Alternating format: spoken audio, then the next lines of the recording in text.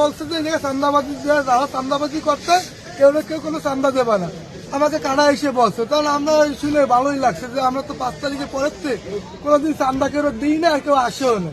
তো উনি আবার কইছে নতুন করে কেমনি কোনো চান্দাবাজি করতে এসে ডাইরেক্ট নিষেধ হচ্ছে, মহানগরীর নিষেধ হচ্ছে। তারপরে মনাবের কথা বলছে, শবীবের কথা বলছে, তারপর আরো অনেকের কথা বলে ওনারা যে এই জায়গায় এসে খারায় বলতেছে কেউ কোনো চান্দা নিতে আসলি তাহলে সবাই ফোন দেবা, আমাদেরকে ফোন দেবা, তাহলে চান্দা বন্ধ করবে। এই করার পরে তখন মনে করেন যে একটা ওই কাটার নাকি আকমান মিয়া সর্দার তার ভাগা বন্ধ করে দিচ্ছে, জাহাঙ্গীর নামে একজন লোক, তার নাকি ভাগা বন্ধ করে দিচ্ছে। ওর জন্য মনে করেন যে অন্য ওই জায়গায় যে মানে ডাকতে গেছে, ডাকতে গেলে ওই জায়গায় হাতাহাতি হয়েছে। হাতাহাতি হলে জাহাঙ্গীর হুক দিয়ে বাড়ি মারছে আর একটা লোক, ওই শাহজাহান সে আর একজনে বাড়ি মারলে আমি হুকটা ধরছি যে এইভাবে বাড়ি মারলে তো মাথা ফাইটে যাবে।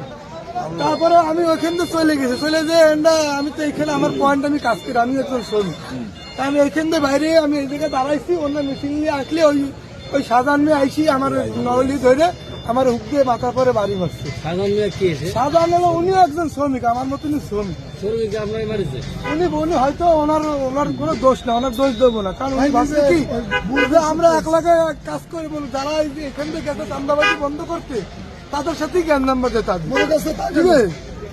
তাদের সাথে আর কি বাদিচ্ছে। তখন আমরা সবাই একসাথেই ছিলাম ওই জায়গাটায়, সবাই না না।